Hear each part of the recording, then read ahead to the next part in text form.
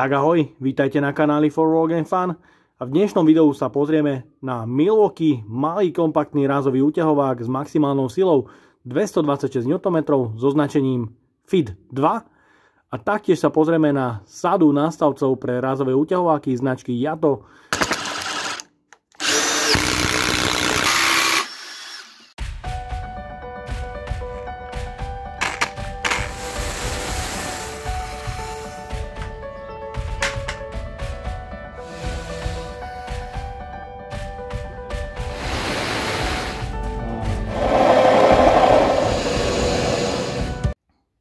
Takže v predchádzajúcich videách ste mohli vidieť niektoré z týchto rázových úťahovákov a používal som klasické nástavce z chrom vanádiovej ocele, pretože som mal doma už klasickú Gola sadu.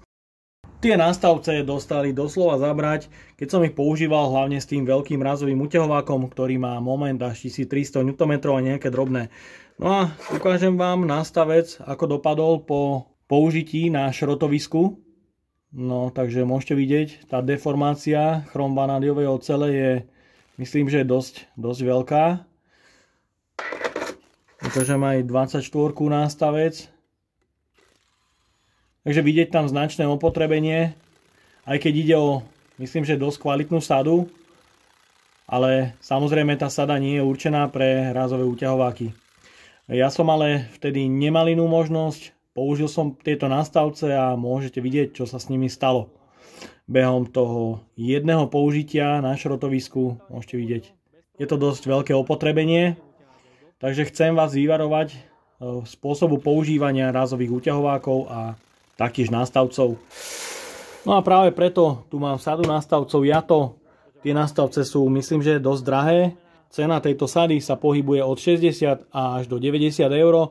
Som si kúpil aj na vaše odporúčanie, pretože som sa pýtal v ankete, aké nástavce používate a s čím ste teda spokojní, a veľa z vás ma informovalo o sade Yato so značením IT 1055. Je to 15-dielna sada z chrom molybdenovej ocele a nájdete tu nástačné kľúče od 10 mm až po 32. Takže poďme si ju odbaliť. Takže je to zabalené v takejto luxusnej plechovej krabičke, kde máte pekný nápis Yato, ktorý sa ale odliepa. Na štítku môžete vidieť, že je napísané Yato Professional Tools, ale myslím si, že toto nie je vizitka profesionálneho náradia. Takže máme tu molitanovú výplň, aby nástavce nehrkotali, a taktiež sú osadené v plastovom uložení, kde každý nástavec má svoje miesto. Je ich tu 15 kusov. Tie vám ukážem hore tak v rýchlosti. Je tu od 10 až po 32 a je tu napríklad aj 21, 22 nástavec. Každý nástavec je označený piktogramom o chrom molybdenovej oceli a veľkosťou nástrčného kľúča. To označenie je tam len nejak vypálené laserom. Nie je to nejaké hĺbkové značenie. Je dosť možné, že sa značenie časom opotrebuje a nebude dostatočne viditeľné. No a ďalšia taká malá nepríjemnosť. Môžete vidieť ten plast, v ktorom je to osadené. Je veľmi jemný, je krehký a mne to prišlo domov už takto zlámané. Keďže táto sada má takmer 5 kg, tak myslím si, že tu mohol výrobca zapracovať a zlepšiť tieto plasty. Môžete vidieť, je to len tenučký plastík, ktorý je extrémne náchylný na poškodenie. No a myslím si, že ak by sa mi to nezlomilo ešte pri preprave, myslím, že časom a používaním by sa to zlomilo tak či tak. Takže ja som vám už ukazoval nástavec z chrom vanádiovej ocele a môžete vidieť jeho poškodenie, deformáciu, ale mám tu viac nástavcov, taktiež tu mám takýto lacný chrom molybdenový nástavic, ktorý bol v sade z Lidlu. No a môžete vidieť aj ten obnáša nejaké poškodenie. Ďalej tu mám nástavec, ktorý bol pribalený k veľkému rázovému úťahováku a môžete vidieť aj ten má nejaké poškodenie. Môžete ale vidieť rozdiel v nástavci. To opotrebenie na ňom vidieť, ale vidieť tú robustnosť, ktorá tu je oproti nástavcu Yato. Takže ja si to zmeriam. Nástavec Yato 26 mm. Nástavec, ktorý bol u rázovej úťahováku Sparkside, takmer 30 mm. No a taktiež si premeráme ešte hrúbku steny. V tom najširšom mieste nástavec JATO 4,2 mm. No a nástavec, ktorý bol pribalený k veľkej rázovke, je tu 4,4 mm. Takže je dosť možné, že tento nástavec je pevnejší a možno aj kvalitnejší. Ale to sa samozrejme ukáže časom, keď ten nástavec použijem. Takže toľko o sade JATO, ktorú budete vidieť v ďalších videách pri používaní rôznych rázových uťahovákov a dúfam, že poslúži tá sada aj pri tom veľkom rázovom uťahováku, kde ho budem následne porovnávať možno s Milwaukee týmto a možno s niečím iným, to sa ešte uvidí. Takže poďme sa venovať dnešnému videu a to recenzii na Milwaukee Fit 2. Takže mám tu Milwaukee Fit 2, ktorý je kompatibilný so systémom M18, používa modernú ochranu, batérie a náradia Red Lithium-ion, používa moderný brushless motor Power State, ktorého maximálna sila je 226 Nm a taktiež môžete vidieť, jeho kompaktnosť je až neuveriteľná, pretože rozmery sú extrémne malé, taktiež aj hmotnosť je veľmi nízka. No a taktiež je tu spínač, kde je pravý a ľavý chod, stredná poloha, možnosť zablokovania tlačítka, je tu LED osvetlenie s oneskoreným vypnutím po dobu zhruba 5 až 7 sekúnd. Je tu upínanie pre bity s rozmerom 6,35 mm a to upínanie je fantastické, pretože nepotrebujete použiť druhú ruku. Stačí tam nástrčný bit len takto vložiť a bit drží vo vnútri veľmi dobre. Naopak, ak ho chcete vybrať, musíte krúžok odistiť povytiahnutím. No a má to tu praktickú sponu pre upevnenie na opasok, ktorá sa dá namontovať aj na druhú stranu. Taktiež je tu jeden držiak pre bit. Na prvej rýchlosti je tu 119 Nm, 1900 otáčok a 1200 úderov za minútu. Mód 2 176 Nm, 2800 otáčok, 3400 úderov.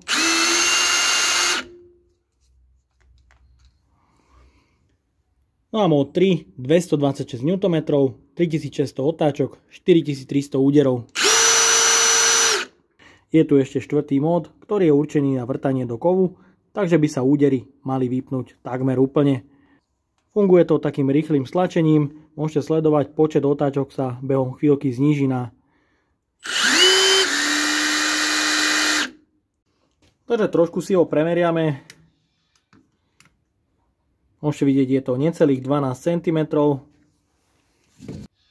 V najhrubšom mieste je to 62 mm. No a výška je tu 24 cm. Takže samotná rázovka 1018 gramov s 2 Ah batériou. Je to 1452 gramov.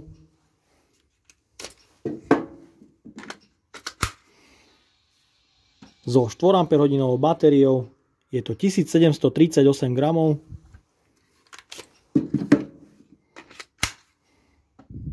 S 5 Ah batériou je to 1748 gramov.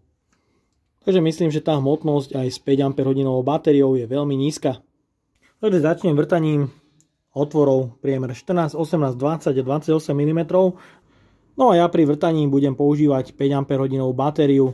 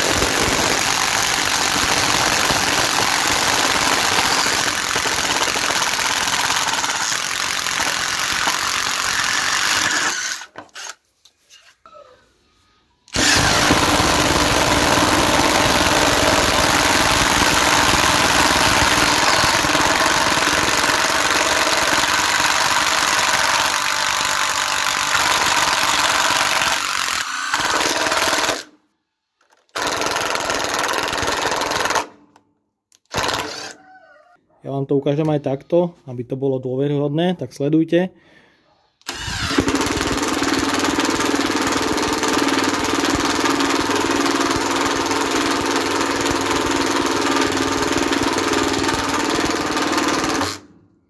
Koniec. Mohli ste vidieť, vyplo ma po chvíľke, to vyplo a na tele cítim, že sa jemne zahrieva. Nie je to nič strašné, má to max 30 stupňov.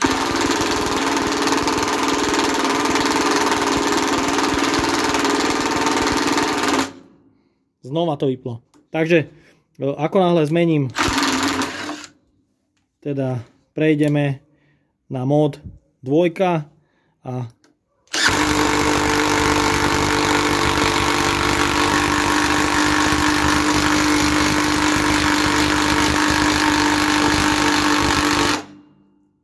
aj túto dokáže vypnúť. Znova to vyplo. Na ten rázový útehovák absolútne netlačím, nechávam ho ísť do dreva samovolne. No a prepínam na mód 3.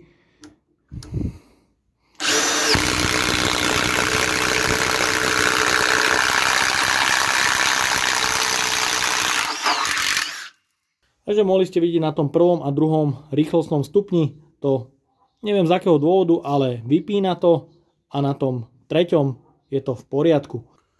Pokračujeme skrutkovaním skrutiek o priemere 6, 8 a 10 mm. Sú tu rôzne dĺžky od 10 až do 30 cm.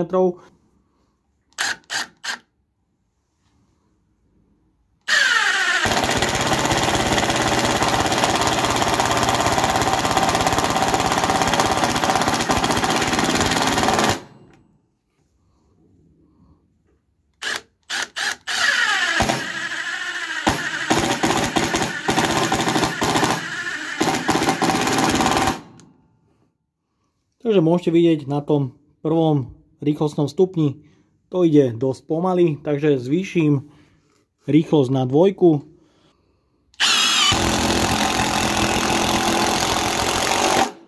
A na tej 2 môžete vidieť, to klepe perfektne.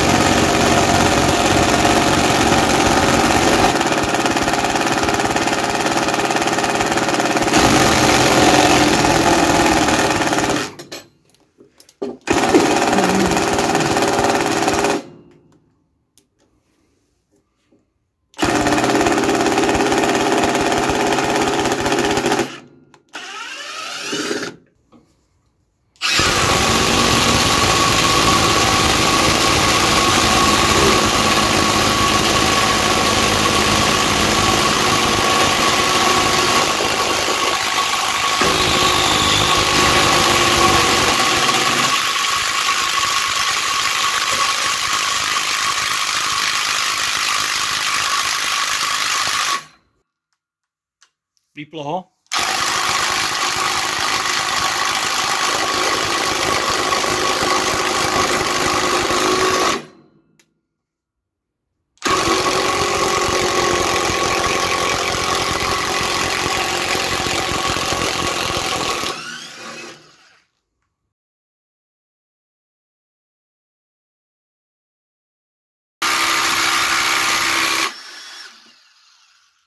Aj. Takže hneď pohroma v priamom prenose. Mohli ste vidieť, zlomil som nástavec. No a ja dúfam, že pôjde vybrať bez problémov. Ale podarilo sa.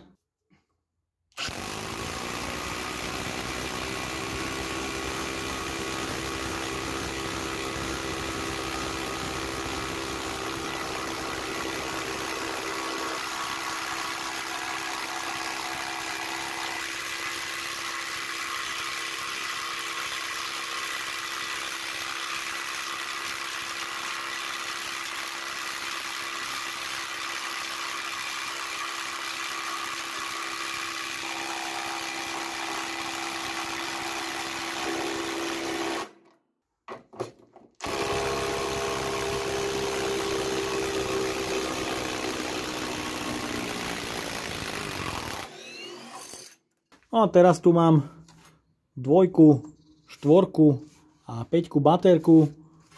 Všetky sú plne dobité. A odskúšam si rozdiel v maximálnom výkone na skrutke 8x300 mm.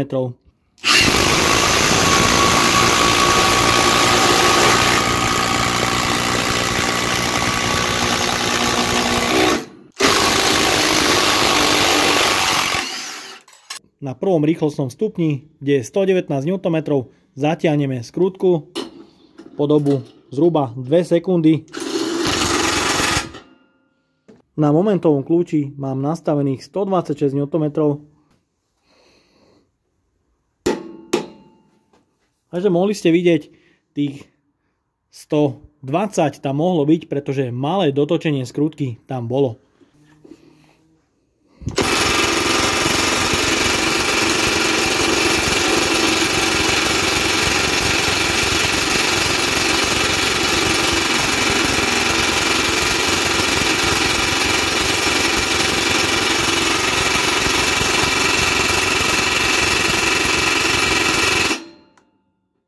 Takže mohli ste vidieť, razový úťahovák mi už vyplo, pretože skrutka bola dotiahnutá na 126 Nm a zatiaľ ju teda nevládze povoliť.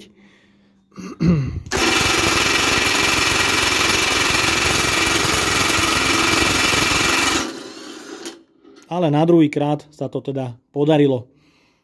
Takže na móde 119 Nm povolilo skrutku, ktorá bola dotiahnutá na 126 Nm. Takže prepínam si na druhý rýchlostný stupeň, kde by sa malo nachádzať 176 Nm. Dotiahnem skrutku po dobu 2-3 sekundy. Na momentovom kľúči mám 182 Nm.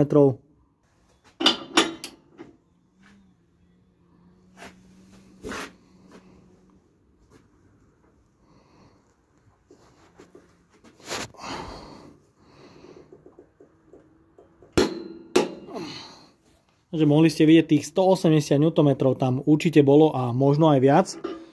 No a ja si to vyskúšam na tej dvojke povoliť, pretože na skrutke je 182 Nm.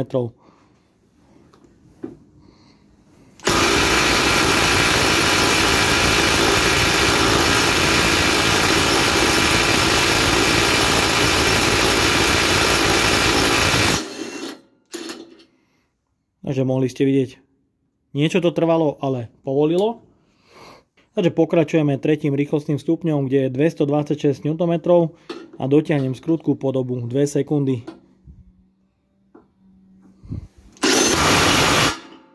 Takže na momentiaku mám už 210 Nm.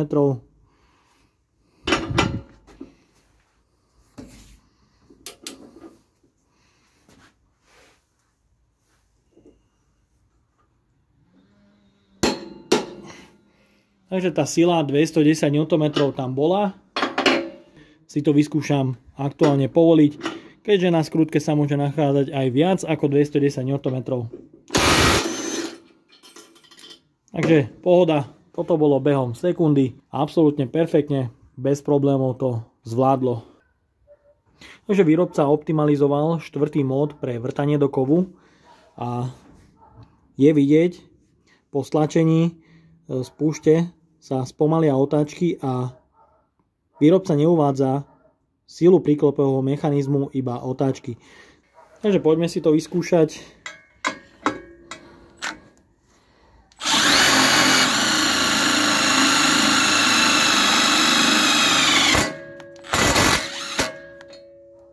Myslím, že ten spoj bude teraz aj pevný.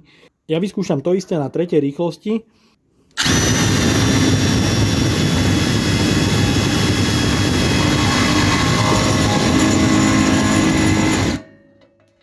No a môžete vidieť, skrutka je zdeformovaná a nemá svoj účinok.